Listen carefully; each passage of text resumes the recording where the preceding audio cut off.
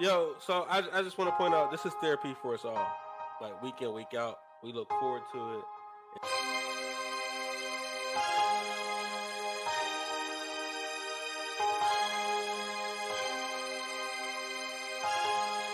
Listen, Fellas, it's it's just gonna be one of them nights. it's going to be. I'm telling you.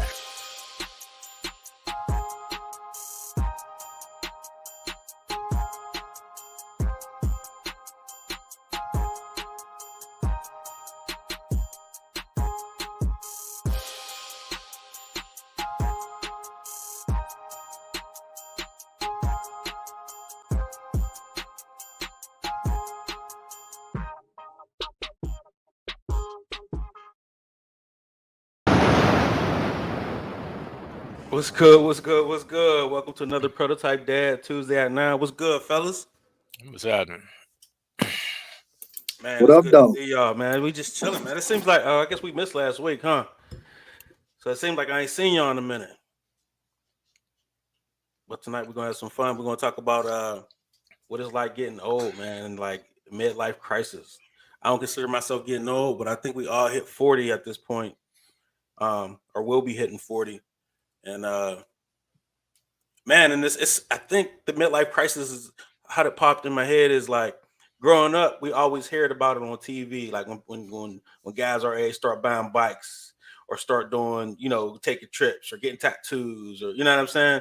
Like anything wild, like you know what I mean, which is not necessarily wild. And I'm thinking now that we hear it ain't wild at all, and it makes perfect sense on what those guys was doing, but it's heavily labeled as a midlife crisis. So I just want to either confirm or deny, if it's a real thing or not. We're going to debunk it or whatever. So, we got the special guest. We got Big Ron. What's going on, What's happening, cousin? man? You know what I'm saying? I got them buttons right now. All right, man. But what's good, man? So, man, first question is, what is a midlife crisis? Go ahead, Mo. Start us off. So, man, growing up, I always heard all the guy goes and buys a Corvette. He start maybe if he's not married, he start dating a little real young woman.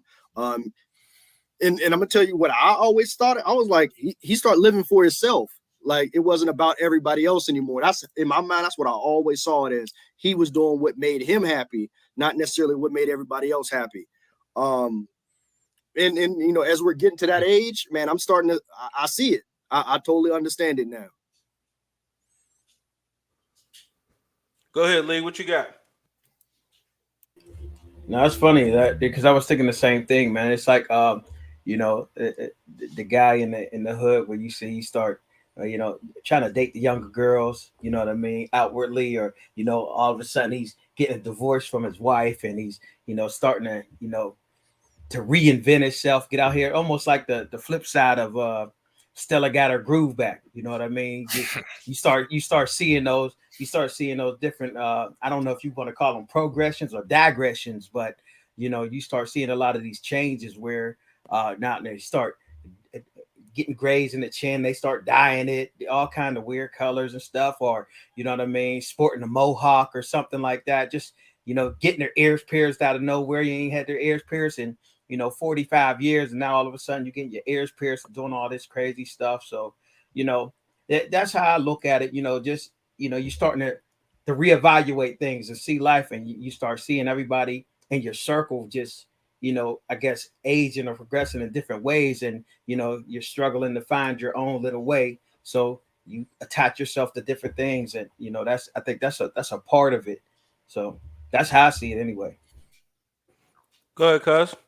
I guess you could look at it different ways. First of all, y'all talking about hitting 40. I'm pushing 50, so it's a little bit different. But I would probably see it as more so as depending on the person's circumstances and who they're around or whatever. Is if you're looking at a crisis, is more so somebody looking back over their life and what they may regret. I didn't do this, or I wish I would have done this, and feeling like, man, I don't have much time left. I'm already over the first half of my life, headed to that second half. So maybe you feel like you're in a rush. I got to get this done. I got to try this. I got to do this. I've never done this before. So they might overdo it, I guess, trying to maybe like he said, reinvent yourself. But yeah, that's where I think maybe some guys regretting and trying to say, man, I need to do this in my life. So Welcome to the party. Hit me. Yo, man, I came on, But man. I'm about to check. Yo, sound like y'all talking. It sound like y'all talk about me, man. I'm like, hold on, what's going on, man? What you got the braids? You know what I'm Right, saying? what I'm about to check. Yo, like I think I might be the Schmied on this shit. I'm subject matter expert, man. Like, cause I've been accused of being in a midlife crisis, Mm. and you know what I mean. My answer was like, "What's the crisis?" Hey, who accused you of that? Yeah, you know, like when I got divorced, I got Mhm. some braids, I got some studs in my ear. You know what I'm saying? Like it's like, oh, you go through a midlife crisis, and I say, yo, it got to be a crisis. Like if Everybody need a gimmick. it's a midlife rebirth. You know what I'm saying? I think like you know, like I think with anything like you shape and you know, I don't think it's a gimmick, but for me, it was more like there's a lot of things that I wanted to do that I was putting off because I was putting a lot of people first. You know what I'm saying? I was putting everybody first, and Yeah, this that's what Mo time, said. yeah, you know what I mean. I thought that was the right thing to do. Like there was time I would buy people that wouldn't buy me anything, and at this point, like I had to go and find me and what I wanted and things that I wanted to do, No, and you know what I'm saying. And I think like if you look at any like there's different artists that change their sound.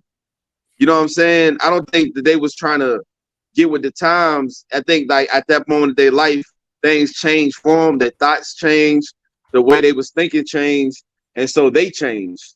But I don't, you know what I mean? I don't think they was in a crisis. You know what I mean? It's called like evolution. So you know what I mean? Like people kept telling me like, yo, you know, I'm like, nah, I don't mean like crisis, no crisis going on with me. Like I'm good. Like matter of fact, I'm better than I ever been. so I'm gonna go there. I'm gonna go there with you, right? So I never looked at it. Now that I'm here, I don't see it as a midlife crisis either. You know what I'm saying? It's more so of a now I can do everything I want. You know what I'm saying? We Yeah. had to work hard to, you know what I mean, get to a certain place where we could, you know, do the stuff we wanted.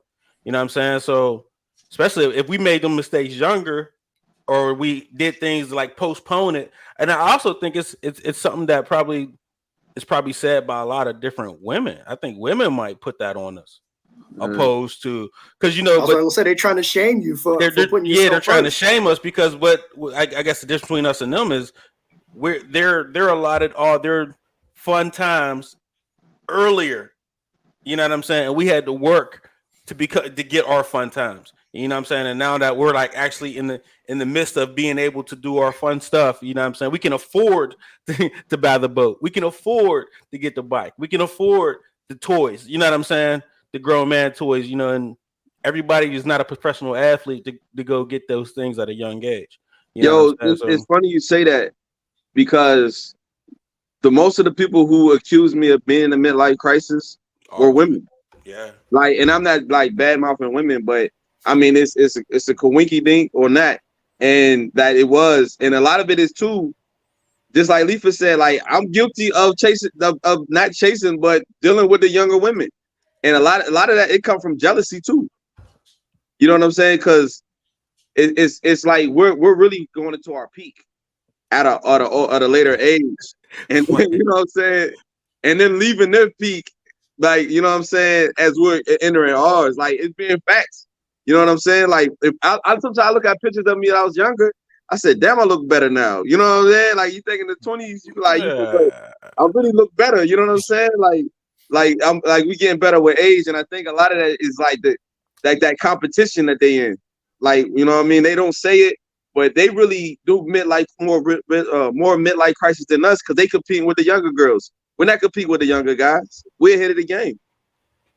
For sure, for sure. I agree with that. And I was listening to something recently. I can't remember exactly what it was, but you know, it was just speaking to the fact that women hit their peak way earlier than men, and a lot of times it's because there are other older men who are financing a lot of their stuff that they're going through. So when they get to the same age as, you know, us or other people with their age as they get older, you know, now those people their age, you know, those men their age are finally hitting their peak and their stride. And it's like, okay, well, you've been through the ride already. You know what I mean? I'm trying to do the upgrade. So, you know, you go younger, get you a younger thing that's, you know, fresh and new to experience, and you want to, you know, you get to show them things, and you get the, you know, you get that whole new experience. So, you know, it's a whole different thing. Now you're in your peak, so you go for the new model. You know what I mean? Not the old brand. And in some ways, you know, the hoopty is cool, but you know, when you need to upgrade, you know, you go for the new S class. I know you ain't just calling him a hoopty. Yeah. Hey man, they over the hill at that point. You know what I mean? They over the hill at that point. What I Man. see, and I didn't Stop buying I, old luxury vehicles, huh? That's it. That, you know what I mean? That the Mercedes with 200,000 miles on it. You know what I mean? You just got your tax money back, and you buy the Mercedes with 250,000 miles on it. Oh, y'all in y'all bag today. Yo, what's up, cuz? Go ahead. They what Lisa describing is what they call you becoming a thoughts retirement plan. That's exactly what it's called. Boy, this gonna be a long night, boy. Hey man, It's gonna be a long night. y'all feelings today, man. I can tell. Like we never opened up like this. But go ahead, Mars. I know you got something spewing, man. You making all them faces, dog. So yeah, man, I got a lot of sayings, you know, and for me, man, happiness doesn't require explanation. Keep it pushing. You know what I mean? Somebody say, oh, well, must be a midlife crisis. They trying to shame you. Yeah. Success is my cologne, and happiness doesn't require an explanation. Go that way. That's it. So, yeah, I mean, hey, man, grow your braids out, get you a chain. Hey, live life. Live life, bro. What they call it, the midlife starter kit, the midlife crisis starter kit. Oh, the midlife starter kit. Hey, we probably need to sell that on the website, prototypedadpodcast.com. What's up, cuz? You got something to add to it till we get to the next question? No, not really. I was just kind of thinking about everybody was saying, and like you said, I heard you said I wouldn't really call it a midlife crisis. Like even myself now, I've kind of found myself, you know, trying to do something first. You know, I've just got back starting lifting weights again, getting back in the gym. I'm actually considering going back to school, finishing my degree. It wasn't so much more of feeling like it was a crisis. It was more just decided, you know, I just want to better myself. You know, got kids. I want to make sure that I'm being an example for my son. You know, he getting to that age now. He's starting to lift weights. And I'm like, hey, you ain't going to be up here with muscles and I ain't got no muscles. So I got to make sure you ain't going to be trying to flex on dad. So, but yeah, like you said, I don't know if you would call it a crisis, but, you know, like you said, sometimes brothers just want to better themselves, man. Add on to what they already have. So what are some of the things, next question is, what are some of the things that we should be concerned about, you know, us reaching this pinnacle? And I'll let you spit first, because you know you pushing 50, so you kind of got it, you know, the globe, you know, looking in like, yeah, this is what y'all need to watch for, XYZ. This is what I start hitting, you know, start dealing with at this age and so forth. So what are some things to watch out for, you know, in this transition time? Because it's definitely a transitional time. You know what I'm saying? We're coming into complete manhood or finances. We're coming into our, you know, situations or whatever. You know what I'm saying? But our bodies also, you know, there's a change there as well. So what kind of things should we expect coming up in the next couple of years? I mean, I think my man hit it on the head where he was like, at this age, it's about you wanting to better yourself. What makes you happy? You know, depending on your situation, whether or not you married, you got kids, you know, you can't do for anybody else unless you could do for yourself first. So, you know, if you decide you want to, you know, get you a new car, if you decide you want to get you a new woman, if you decide you want to get in the gym, whatever makes you happy and makes you a better man. And if everybody else around you can be happy with that person, then that's all that matters. So sometimes, like you said, you got to put yourself first, you know, stand up and be a man, and then everything else will fall into place. What's up, Mo? What are some of the things you're preparing for coming up? For me, man, life is really good, man. Health. Like I want to make sure that my health is in order, make sure I'm eating the right stuff, make sure I'm exercising. Because man, I want to be able to live this life for a long time. Like I'm in a really good space, man. I'm happy. So I want to be able to take care of myself so I can continue to live this life. The last thing I want to do is be like, man, this is what's up. And next thing you know, I'm in a hospital somewhere. So I want to be able to see my daughter go to college. I want to see her to go to law school. I want to see her get married. I want to retire. I want to collect that pension. I don't want to. I don't want it to, be just going back to the state, man. I want it. I want to live off of it. So, man, that's the first thing that I'm noticing. I just turned 40 this year or whatever, and like I noticed it, man. The body just ain't the same. Yeah, last year actually, yeah, it just ain't the same, man. I'm like, golly, man. I'm out doing stuff in the yard, man. I'm like, man, my back hurt. I'm like, oh, this ain't it. So that's something I'm definitely going to focus on, man. Is getting my health in order, and it starts with diet, and then being more active. So I can enjoy. Would you say that's age or neglect? What you're experiencing with that? Both. It's a combination of both. What's up, Lee? You right under him. Yeah, I was going to say that health thing for sure, man.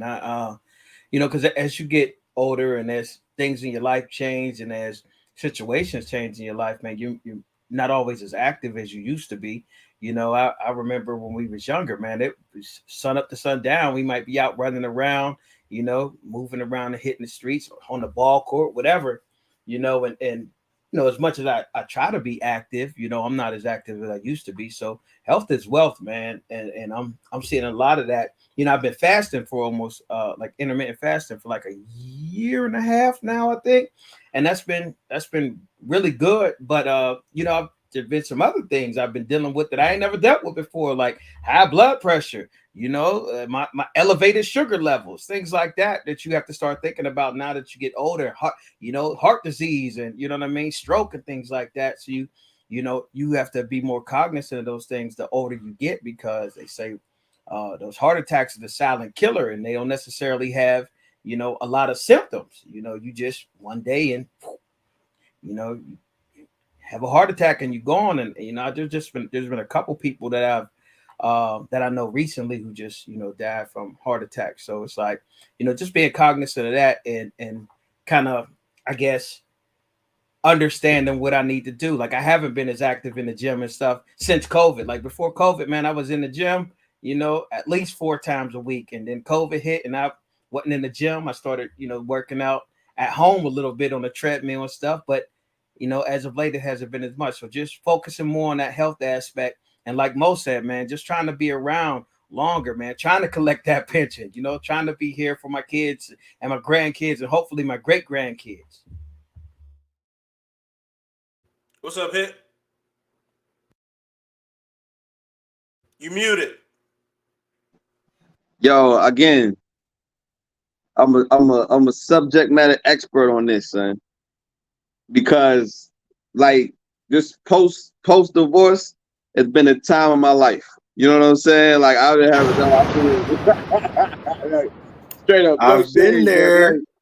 I've been there. Welcome. Midlife crisis has been midlife love, son. Like for real. So we just was talking about this, right? It's really like with all this that's going on. So like I can admittedly say like I was out of the game, right? And you jumping back in the game and you're a starter. You know what I'm saying? And you dropping 30 a night, right? So with all that stardom, you could think like of an athlete who just comes into stardom, you get the check, right? The biggest thing is, right, how do you stay focused, right? How do you maintain what you had that got you where you at? You know what I mean? And that's what I battle with, is like that balance of like staying focused with all the stuff that's going on around you, right? You know what I'm saying? You got this person calling, this person want to come over, this person want to come visit from out of town, then you want to go out of town, then you got this crazy cousin that's love having fun, you know what I'm saying? Take you on boat trips, you know what I'm saying? So like with all that, like like how do you balance out everything, right? You got to balance out the kids, you know what I'm saying? You got to balance out taking care of your body. You know what I mean? You got to balance out work, because work can suffer. You know what I'm saying? I'll be at work, I'll be sleepy as hell, son. You know what I'm saying? Like, yo, I just flew back and went straight to work. You know what I mean? So like, how do you balance all that? But you know what I mean, but still be able to maintain, you know what I mean, the lifestyle that you created for yourself through all the successes that you've been having. That to me is the hardest part. Like, so like recently, I got all my herbs I take in the morning now. You know what I'm saying? I get up in the morning, I'm taking my herbs with the water. I'm eating the ginger. You know what I mean? Because like we're not as young as we used to be, and we can't get away with the same thing we used to get away with.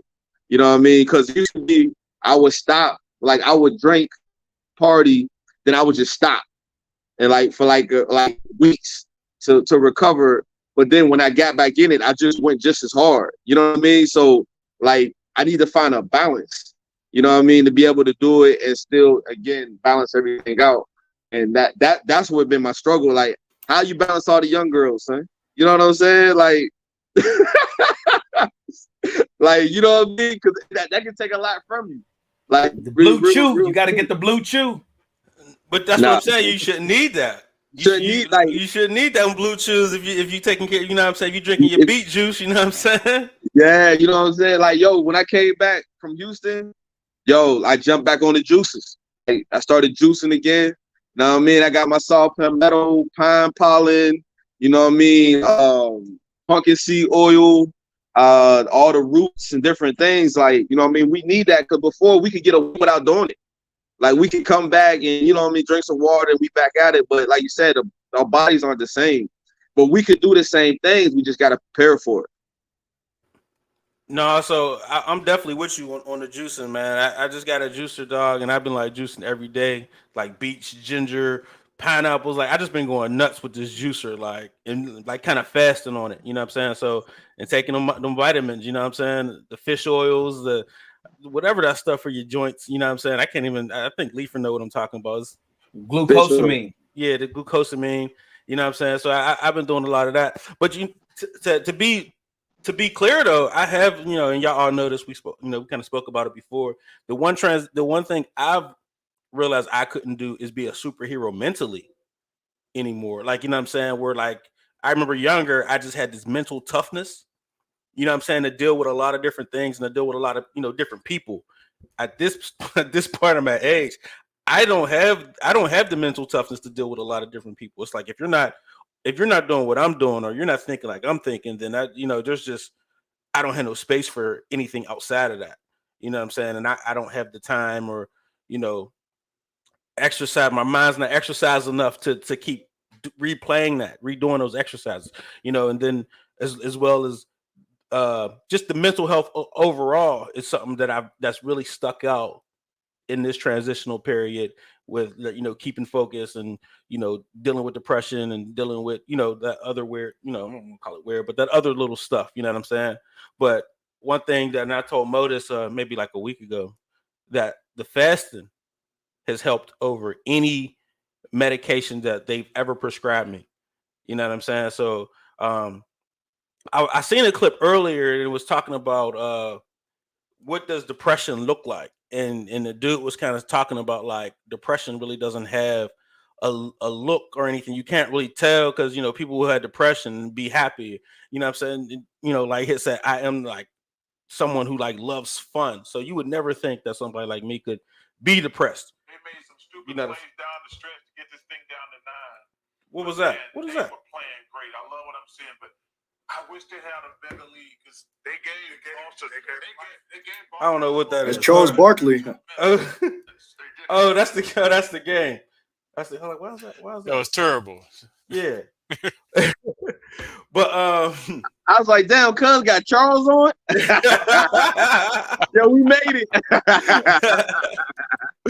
but yeah, no, so man, so I mean that's if there is a crisis to worry about, it's definitely your mental focus, your mental crisis.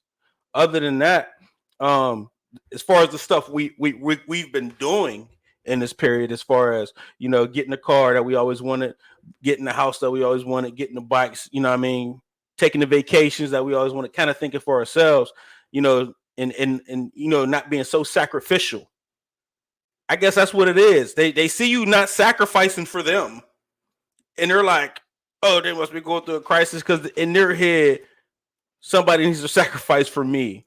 And we're like, we did that. Y'all good. Y'all straight now. Let's move on. I need some stuff. You know what I'm saying?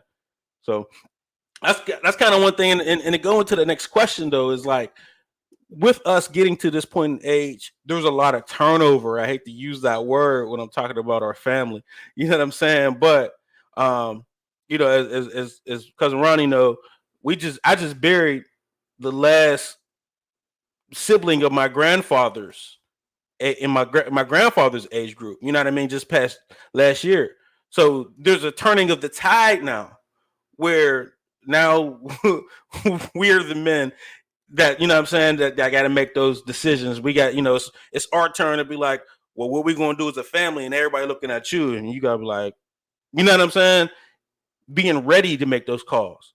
So I'm gonna start with you, cuz man. How has that been for you? You know what I'm saying, with your grandfather, my grandfather's brother, like, you know what I'm saying, how's that Right. been for you? You know what I'm saying, in the transition, like, cause on that side, you up. Right. And I guess that is a change because you were so used to those men, taking care of things. Things were a certain way. But at the same time, I also learned from my grandfather and watched him. And I guess for me personally, it's more so like before I kind of just laid back, went with the groove, whatever the family said, all right, we're going to meet up here, blah, blah, blah. It's more so now I want to take on that leadership role. I want to be that, that example my grandfather was, and want to do those things where before, I don't say it didn't matter, but, I feel like it's, I need to step up and start doing those things. Like my grandmother just had her 90th birthday, and all the family was there, and I wanted to get there and help and do this. And how can I help? Because, before I kind of just, went with the flow like everybody else. So, yeah, that's more so a thing for me personally. Cousin Ronnie, I got a question for you.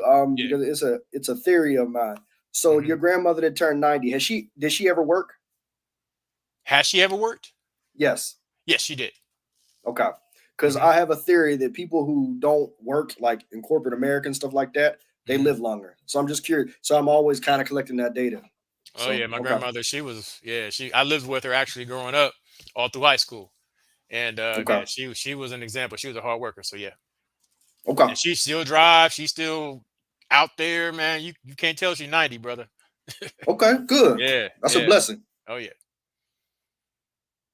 Around the clock, Mo, you up? So man, I threw me off because I was doing my whole analysis thing. What was the question again? How do you deal with being the shot caller in the family now? So man, I've always been a very opinionated person. I've always had a theory and stuff like that. So this is really not much new for me. Now what I will say is that, man, I on multiple episodes I've talked about my grandfather who I grew up, who raised me or whatever. And man, I was groomed for this. Man, it's to the point it almost skipped a generation. My father's generation and them, man, they looked to me for stuff, and they've been doing this for a long time. Because I actually took those lessons that my grandfather he instilled in us, man. Man, he was born in 29, so it's a much different world. But some of those same principles, man, they still, it's not necessarily in vogue to say some of the things that he instilled in me, but I still live my life that way. So I might not necessarily say it in a public forum, but those instincts and those morals and stuff like that, those guiding principles, I still live them, and they still actually serve me well. And as of right now, man, it's worked for me, and I continue to do so. How do you feel about it skipping a generation on you? So I remember I used to think it was cool. It's kind of sad now, to be honest with you. Like I remember I went back to an episode that we had one time where we talking about that generation, and I remember Vic had said that generation had failed us, and I was like, man, I literally was like fighting against. I'm like, nah, man, don't say that. I get it. And I was like, oh, well, there's all kind of extra variables that was caused them to fail. But I was like, so we got variables too, but you got to persevere anyway. So man, it's actually kind of sad, to be honest with you, man. Go ahead, Lee. Yeah, that's a crazy question for me because it's not just like the family don't think about like the blood family. It's like my church family too. Like we're watching you know, all of the elders in the church pass away. You know what I mean? And they've been kind of running things, for decades, and now they're passing away, and nobody's was in I guess in place to step up in a lot of these situations. So you're figuring it out. So that's kind of like the family, man. Especially if you're not, if you don't have that direct structure. Like I don't. On my mom's side, I never met my grandfather. He died the year before I was born. And on my dad's side, like I knew my grandfather, but he wasn't always really around. It wasn't like somebody that I seen all the time. So it wasn't like somebody that I learned from. Like most of my influences, I think, were from a lot of like my grandmothers, because I had all my grandmothers, and you know what I mean. I had all my uncles. Like I had a slew of great uncles that I used to get all my stuff from. But just stepping into those, I guess those shoes and starting to really like look like, okay, I'm I'm up at bat. You know what I mean? Like the parents are still here, but they're getting older. So at this point, it's a lot of us, a lot of this age group right now who's leading the charge in a lot of things. So, just trying to figure out what that looks like in this day and age, and trying to, just step into it and really figure out like, how do we manage all of this stuff, not having the, I guess, direct blueprint. You know what I mean? Not seeing exactly how it's supposed to go, and especially in this day and age, because everybody is so stuck on the old stuff and the old ways, but that don't necessarily work right now. Especially with our kids are so detached from that. So just figuring out how to move and make all of that stuff move forward. So it's a rough thing, and you said a transition, man. It's a crazy transition, especially when you don't have somebody handing you the baton. You know what I mean? When you just gotta take it, like nobody's handing it's just sitting there on the table. You got to take it and run with it. So it's a bit wild and different over here. You said nobody's even like handing it to you. It's just sitting on the table, like, and you're like, ain't nobody gonna pick this up? Like Yeah, nobody. especially when you come, like when it's like a family of women and they looking at somebody. They looking at somebody. Yeah, They yeah, looking at somebody to yeah. grab the baton and take it, and they're just sitting here looking at you like, yo, and you're like, I guess. you know what I mean? You supposed- looking around, like, oh, nobody. Oh, okay. And now you just got to pick it up and run with it. You know what I mean? There's nobody saying, hey, go straight, run down here, hit this, do this. And they handing it to you. There's no handoff at this point. It's just like you just gotta. Oh, the baton is there, and you got to grab it and just run with it. So it is wild that it just kind of skipped our father's generation. Like, you know what I'm saying? It's like our grandparents is just now dying off, but when we look at our parents, like, man, y'all old. Like, I know for me, I don't want to skip. We're gonna come back to you here, but I know for me, it's like I'm just now looking at my parents, like, oh, you old. Like, if you remember the first time seeing your grandma always looked like your grandma. You know what I'm saying? And like, you ever go to a funeral and they had the young picture, you be like, that's that person? You know what I'm saying? And it's just so many transitions on what you would look like. And now to look at that generation ahead of us, our parents' generation, like, oh, they look like the grandparents at this stage of the life. Like, you know what I mean? And it trips me out because I'm used to my mom always looking like my mom. And now she looks like grandmom. Like, you know what I mean? Like, it's just wild. Go ahead, say, speak your piece, bro. How you feel being the oldest, you know what I'm saying? And everybody kind of looking at you. You just kind of went through it, you know what I'm saying? Where you was responsible for a lot of that, you know what I mean? Yeah, but that wasn't an original question though. It's how are you dealing with the change of family hierarchy? It's the same question, just, you know what I mean?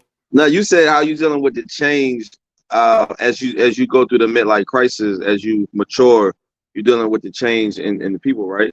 No, that was last question. It was. We changed the question. Okay. That was last question. I think it kind of morphed as everybody was talking. No, it's been the same. It's how you speak to both of them. You can speak to that one and then speak to the next one because you got input on both. because like I was as I was listening to the everybody talk, I was looking at it at a different angle. Um, Especially like because I mean I've been through both. Something we just like recently talked about. As you mature and as you like you said, you go through that midlife crisis, and they call it a midlife crisis, but you start focusing on you. You start experiencing and understanding different things about yourself, right? And with those experiences, you know what I mean, you get enlightened. Enlightenment comes, and sometimes everybody that's around you isn't going through that same thing, right? And you kind of leave them, but it's nothing wrong with leaving them. You know what I'm saying? I think sometimes we feel guilty because as we grow and as we experience things, we want other people to see it too. You know what I'm saying? Like us being the people we are, we want to bring people with us.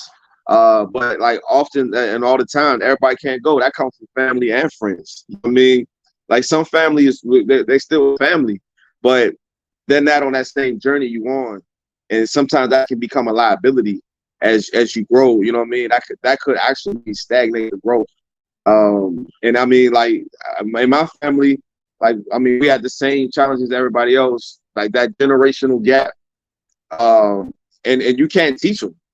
Like you know what I'm saying? Like they're older than you.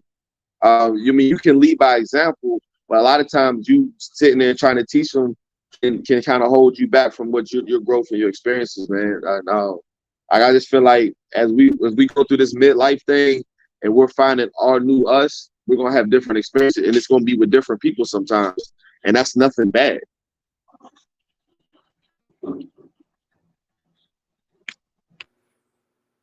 So how you dealing with the change of the guard? How you dealing with, you know what I mean? You being the answer for the family. So I think, man, I've always been the answer. I don't think it's been. I don't think it's nothing. I don't think I'm not changing. You know, I don't think it's changing, right? Because that's not something that you developed. That's who you was before. You just didn't have those challenges to show who you was at the time, right? Or the things you went through. But who you are is who you was. Like that's what it is. So I think I've always been that person. It was just waiting on my time, you know what I mean, to show who I was. I think all of us, you know what I mean, just listen to how we speak in the different things we were who we was at 13, 14, 15 growing up. You know what I mean? We was just still adding to the repertoire, you know what I'm saying? And still experiencing and learning, but we always had this frame of mind. I always say like oftentimes young fools turn into old fools. Just because you get older don't mean you're gonna get mature and gain wisdom. You know what I mean? That's not definite. It happens sometimes, but that's because you had those qualities, but you were still learning how to put them together. You know what I mean? So it's changing the guard. It's just not at this point. It's my time to bring those experiences, all the things that I just spoke about, and show it to other people and to guide those people, man.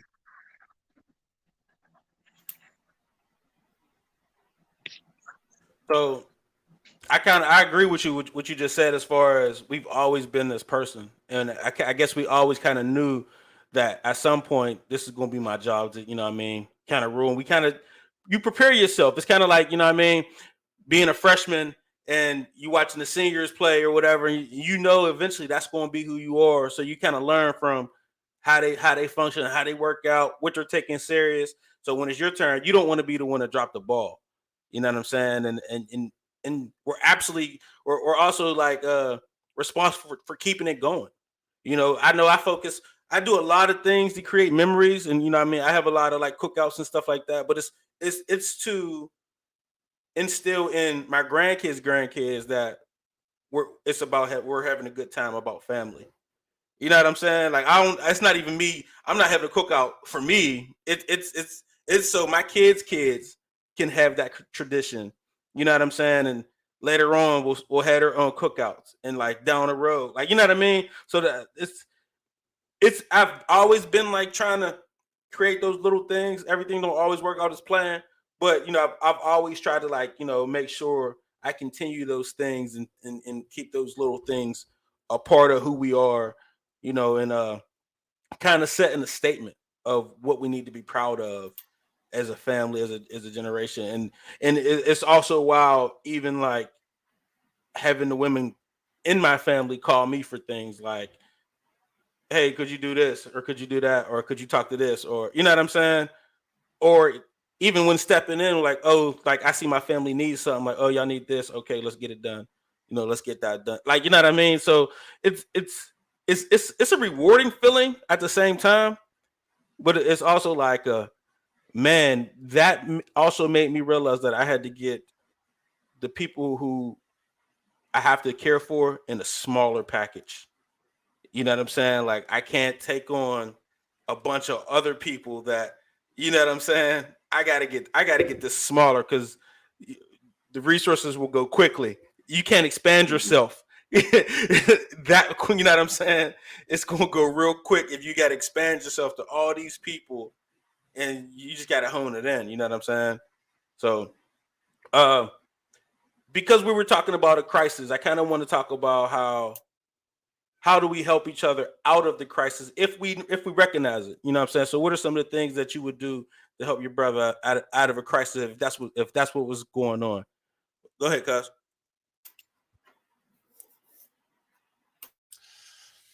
I mean, just being a friend. I mean, if it was depending on who it was, a family member, a friend, um, you know, your real boys will keep it 100 with you. So, I mean, that's what I would do if I seen one of my friends going through there. First, I'd probably clown him at first, man. What the hell you doing, bro? But then I just straight up talk to him, be like, "Hey, man, do you need help? Is there anything that you need? What's going on with you? Have a conversation. He might be going through, a struggle, or he just maybe going through a stage. You don't never know. So, the biggest thing is just trying to be there and, you know, see if I can help, or if it's something that maybe you've been through before, maybe give them some advice, on going through that or whatever. But I mean, that's probably how I would, handle the situation personally. Go ahead, Mo. So this is actually a loaded question. It's deep for me, man. I'm the epitome of either I care too much or I don't care at all. So like if you're really in my circle, I'm like, hey, don't do this. You don't want to do this. Like, and I'm very consistent and I'm very repetitive. Like, but I gotta tell you, I'm like, yo, you don't want to do this.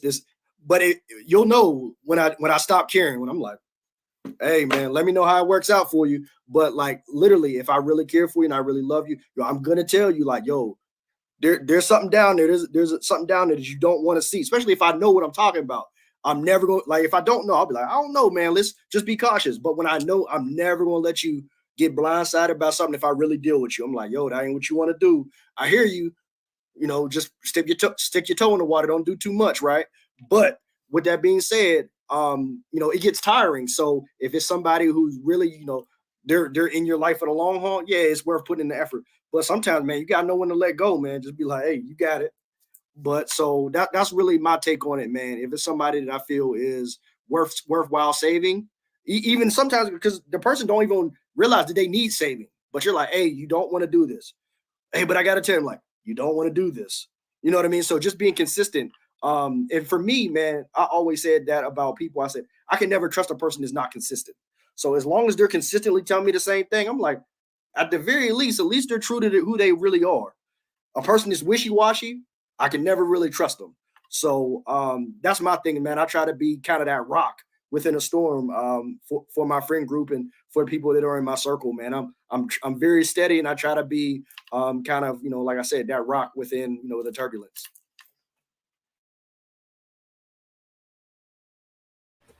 So it depends for me. It depends on if you're like near me, like in the same city area, state area where I see you regularly, or if you're, what I mean, maybe in a different state or country or wherever, and we just communicate regularly. So if you're near me and I see you regularly, then I'm like I'm super observant, about the people in my life, people around me, because I'm always looking for snakes. So you know what I mean. I try to keep the grass cut, and I'm always cognizant of what's going on in their lives, or at least trying to be. So if I see something, then I'm usually like addressing it or trying to help before they even ask, because I see it. I see it's a need. I see there's something there, and that's a weakness of mine. I like to say, because I'm if I see it, man, I'm on it right away. I'm trying to fix it. I'm trying to figure out, okay, how can I be of service to you? You know what I mean, to get you through this. Well, you might not even notice it yourself, but I'll see it. And if you are, not near me and I don't necessarily see what's going on in your life daily, you know what I mean? I just, I try to be there for you at least, if you're communicating what's going on to me, you know what I mean? Saying I'm having these issues or whatever. I try to be there for you, try to listen, and really try to discern the times where you need me to, I guess, come up with a solution for you or just be there to listen and shut the fuck up. You know what I mean? Because oftentimes you get in those situations where somebody's trying to communicate something's wrong with them or they need some kind of help or, whatever it may be. And you, in an attempt to try to help and try to relate, you mess around and make it about you, and you start talking about stuff that happened to you and when you was going through something like this, and it changes the whole conversation, and it takes the focus off of them and what's going on in their life, and it changes to you. So just being cognizant and understanding of, being able to read the room and see when it's a time for you to be able to chime in and say, oh, well, I can relate because this happened to me. Or if it's just that time for you to shut up and just listen and be there for them by being that open ear. Yeah, man. I think yo, as men, we really need to be like brothers to each other and really have like open and real conversations. But be with that burden as the bearer of that conversation, you gotta like support that brother and make him feel like, you know what I'm saying, safe enough to share certain things with you. So like I was having an experience, right? Being real with you, right? Right. Like every time I drink tequila, right? I'm drinking tequila, and I go and I'm ready to get down, yo, my noodle get limp, right? Like I'm having some real like malfunctions, right? I'm having wardrobe malfunctions, right? So like like son, this is real talk, right? So I'm like, yo, Yeah, the I'm nip starting to slip. think, I'm starting to think something going on. Like, I'm getting up there. You know what I'm saying? I'm starting to second guess a lot of different things. Now it's messing with my psyche. You know what I'm saying? So now, like, when I'm going, I'm like, yo, should I drink? Now this, it's a lot, right? I even going like I'm going to see the doctor. Woo, woo, woo, woo. But I had a friend that I can trust, and I was like, yo, man, like I had to be real. Like, yo, son, every time I'm drinking this tequila, man, yo, this is what I'm experiencing. And you know what I'm saying? The friend was like, yo, yeah, I do too. And so in that sense, it was the monkey, the gorilla jumped off my back, yo. I was like, for real? Like, it's not just me, you know what I'm saying? It's somebody else having it, so it's not abnormal. Like, I still got hope, you know what I'm saying? Like, I'm not dead yet. So like those little conversations like that, man, that goes a long way. You know what I'm saying? And you being able to trust somebody enough to say that and have that conversation, and they'll be open and honest with you too. You know what I mean? And that does a lot. You know what I mean? It's like as a brotherhood and helping people out of a crisis. You know what I mean? Being able to share and you know what I mean? You reciprocating that back with truth and honesty, man. Like, that's something we don't do. We want to be hard. We want to be like, yeah, it ain't me. I'm good, son. That's something you got going on. You know what I'm saying? Like, you can really pull somebody out, man, just being the ear and being honest. You know what I'm saying? And being vulnerable. I know it's hard for us, but like that vulnerability and different things, man, goes a long way. You know what I mean? When you're trying to help somebody out of a crisis, because they come to you more than likely, especially as a man, you already try to work it out yourself.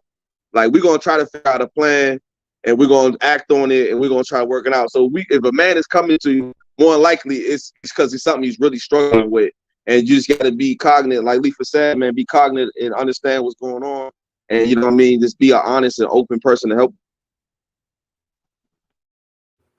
So, man, y'all all got really good answers. Uh, One of the things I do if I realize like my brother's in a crisis, man, is I try to go get in the mud with you. You know what I'm saying, and pull you out. It don't. I have to do better at how I pull people out because I try to pull people out the way I would want to be pulled out. You know what I'm saying? Like there was one time I went to my brother's crib and he just looked sad and I was just like, hey, let's go hoop. He's like, nah. Hey, let's go do this. And he's like, nah, I don't want to do that either. You know what I'm saying? But I'm trying to pull him out of a slump and I didn't know what to do. I seen something was wrong, but I was like, I'm that's what I would need. I would need to be dragged to the gym. I would need to be dragged to the hoop court. I need to feel like a kid again. Or you know what I'm saying? But that's not necessarily what he needed. And I have to do better at pulling people out the way they need to be pulled out, opposed to how I would pull people out. You know what I'm saying? Because it's I could waste a lot of time that way too. You know what I'm saying? And I find myself always trying to do that. Well, that's what I need. You know what I'm saying? Well, hey guys, let's take a trip over here. You know what I'm saying? So like I'm taking a trip, you know, and to get happy or whatever. And I'm thinking that if I bring somebody else along the trip, that's going to make them feel the way I feel. But that's not necessarily the case. You know what I'm saying? And I didn't mean to even say, speak to it like that, but that's just what's coming out my mouth right now is I have to do better at pulling people out, pulling my brothers out with the things that's actually going to help them. You know what I mean? I can't give somebody a tool that they don't know how to use, or they don't get no need for that. So, I read Job a lot over, and we'll never get biblical on here, but sometimes we do.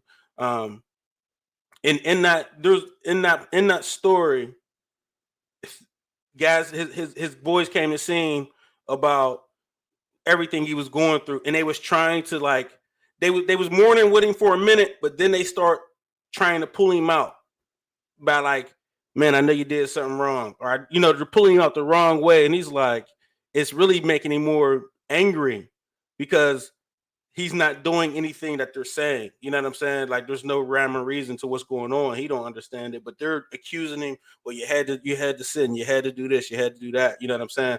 And it was the complete wrong way to go about it. It actually kind of made things worse because it could have put him in a worse situation. It didn't, but that's what could happen. So I have to do better at recognizing what my peers need, and my group is already small enough. So there's no more fat I need to cut off. But in the peer group I have, I got to do better at recognizing your guys' needs and making sure if y'all ever fall, slip, or whatever, I'm pulling y'all out. I know what to do with hit me though. You know what I'm saying? Because when he told me his thing, he know what I did. Like, hey, no, we outside, guy. Like, you know what I'm saying? So it is what it is. But man, we like to keep you guys an eye. You know what I'm saying? So, we coming up on it. We just gonna go, final thoughts in the summary. What you got, cuz? You got anything you want to lead the people with? Nah, not really, man. It's being my first time. I pretty much was just trying to slide in, man, get a feel for everything, and just listen to what these brothers had to say, man. So Hey, we appreciate you coming on, like real talk. If y'all don't know, like he watches every episode. Like he yeah, hits me up on Facebook or texts me like, hey man, there's one episode y'all was talking about this or that. You know what I yeah. mean? Like, so I'm really appreciative that people are out there listening. You know what I'm saying? And I kind of looked up to cuz like the first time I met him is the first time I seen another athletic fancher. Like, you know what I'm Right. saying? Yeah. Like my cousins don't have my name. So like when I came out the date when I was a kid, he was the first time I seen he was like, let's go to the hoop court. And that's the first time I've ever seen another guy named Fancher that was athletic that I could man, I kind of identify with him. You know what I'm saying? And he was, you know what I'm saying? He did his thing, you know what I'm saying? He married now, so I ain't gonna put all your business out there, but you know what I'm saying? She know. You know.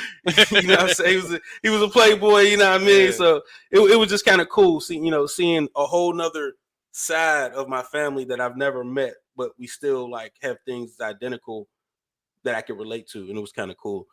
But what's up, Mo? You got anything you want to leave the people with as far as midlife crisis is concerned? Yeah, absolutely, man. I think we kind of debunked it. And with that being said, do it earlier, man. Live for yourself.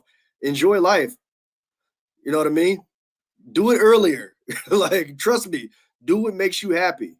You're no good to nobody else until you're good. So get yourself good as fast as possible. Put the words right out of my mouth, man. Live for yourself sooner. Go ahead, Lee, because he's the most selfless guy ever. Yeah. Well, you know what I mean. I was selfish plenty of my life, so you know what I mean. Now I'm just in a selfless, you know, thing right now because I did everything I wanted to do in the first, the first quarter of my life. So at this point, I'm just a little selfish. But what I will say is that, you know, as far as the midlife crisis, what most said, we debunked it for the men, but I still think that's a real thing for women, especially women that are 35 and above and single with no kids. You know what I mean? I think that might be a real thing for them. You know what I mean? Because at that point, you know, it might be downhill. So it is what it is. But How are we supposed to handle that? Because we got wives and stuff. How are we supposed to handle a woman's midlife crisis? You just got to be supportive and be there, and just and try to identify it without get a man cave. Man cave is for suckers. A man cave is essential. Period. It's period. It's either a man cave or a second house. So one you got to have because it's difficult because those moods change regularly. You know what I mean? I think though from the same from what you're saying, Letha, right? That society, right? It's a negative when a man has midlife crisis. Like that's a negative thing, right? You see the visual, it's terrible. But when a woman gets it, it's like Stella got a groove back. It's a renewal. You know what I mean? I think there's like it's a double standard. A double standard. You know what I'm saying? And that's the issue though. You know what I mean? Like because I know there's women that stop wanting to be moms, right? They was a mom their first quarter of their life, and they get to a point where they don't want to be moms no more. They want to experience what they think is, you know what I'm saying, life, and like that's a negative thing. That's a terrible thing, but it's not looked at like that. So I think that's another issue with the midlife crisis, the whole theory behind it. Like when you think of midlife crisis, you think of an old dude in a Corvette or a motorcycle, you know what I'm saying, riding around in some skinny ripped jeans. You know what I mean? Definitely gonna be me. Yeah. But that's the midlife crisis, though, right? But I think that's crazy though, because most people think of that midlife crisis being like that 55, 60-year-old who's reverting back to these young things. Yeah, but, I mean the average person is only living to 70, so midlife is about 35. So literally, we should be going through midlife right now. You know what I mean? So it's just that weird idea of what a midlife. I mean, I don't know. I ain't gonna say hit, but you know what I mean. But look, man, he got the starter kit for sure. He got the starter kit for sure. You know what I mean? But yeah, I mean, midlife is really like 35 for most people because that like 70 is the average age of living on this earth. I will say to see a 50-year-old man with braids, there's a difference between a 38-year-old man with braids and a 50-year-old man with braids. If I see a 50-year-old man with braids, I'm like, come on, bro, like, come on, man, like it's weird. It does come off a little weird. That's what his 25-year-old girlfriend wants him to have, like be.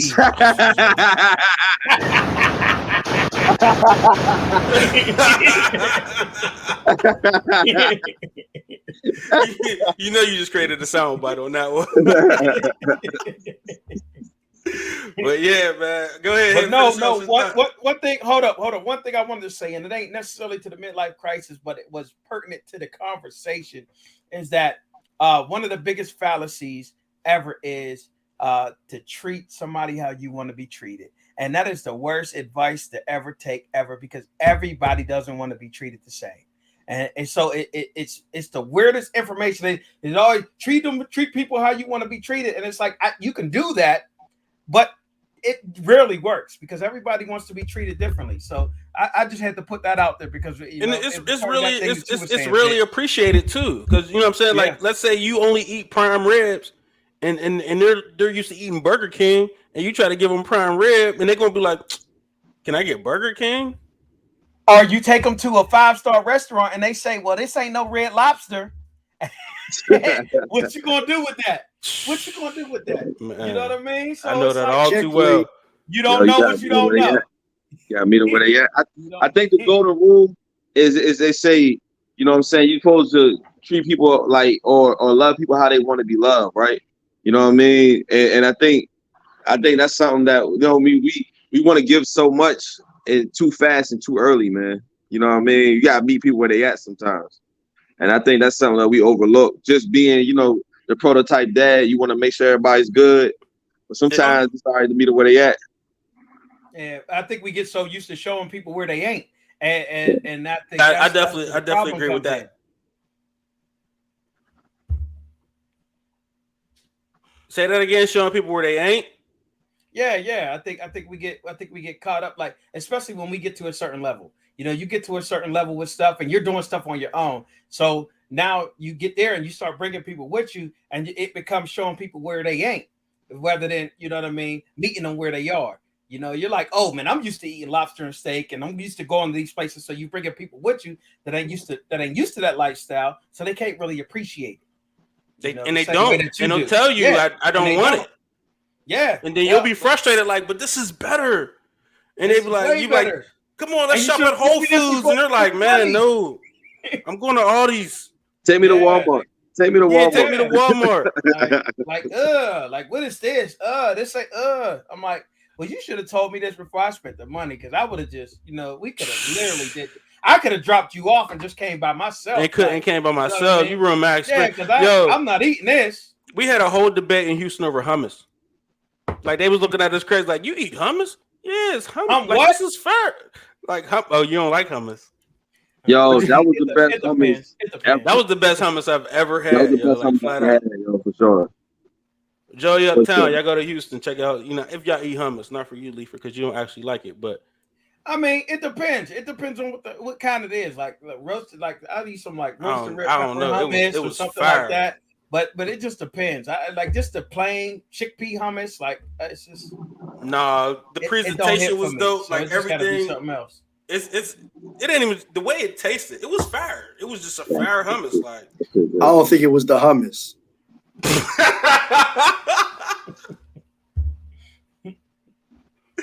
It might have came with an experience. I don't know. But summary, man. Some of the things we talked about, man. One thing that I think we all said is get a juicer. Like the juicer thing for me has been like, you know what I'm saying? Like, I use a Vitamix though. So it's a difference between a juicer and a blender. But I use the Vitamix. Like the Vitamix chop up everything, son.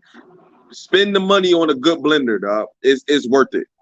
You know what I'm saying? Like it's a difference between a Ninja and a Vitamix and the really good one. So yeah. I don't know the difference between a Vitamix juicer, like an actual juicer, because the juicer is, I don't know, like I said, you can just throw something in there and there's actual juice coming out. Like you don't got to add no water to it. The beet is juiced. Like, you know what I'm saying? Yeah, I think the juicer will, like, you can put the whole thing in there with the rat and everything, but it cuts the fiber out of it because all of that stuff gets shoot to the side. The Vitamix, it blends it all together. So you get all of that stuff in there. It's just a little more smoothie-like than it is juice. Yeah, you lose the pulp. You use the pulp. The pulp got a lot of nutrients in it too. And with the Vitamix, you can put the skin in too, because the skin has a lot of nutrients in it. So it gain more nutrients, you know what I'm saying, per fruit or vegetable. Good to know. Something Mo said, I think a couple of us said it though. Start living your life for yourself earlier. Fellas, stop being so sacrificial. Start living the life you want to live earlier. You know what I'm saying? The better you are, the better everybody under you is. You know what I'm saying? And that's just a flat out truth, man. Yo, can I say something real quick? And I said my last thing, right? Yeah. Yo, I really held on to being married because I thought that was going to like make my kids happy, right? And when I finally like realized like my kids just want to see me happy and they will be happy no matter who I was with.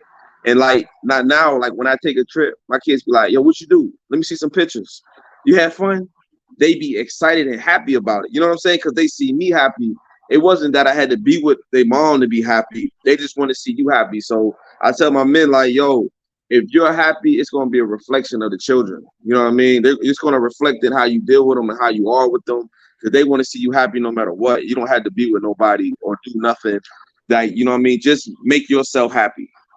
the catch to that though is you got to keep your kids with you in your life, like heavy. You know what I'm saying? Because if you just start taking trips and bow it out without them, they're gonna be like, man, he off. Like he don't care about us. You know what I'm saying? Like, so I think that's the catch is that you still have your kids fully ingrained in your lifehood. You know what I'm saying? Even though you're living your best life, your midlife Midlife evolution, crisis.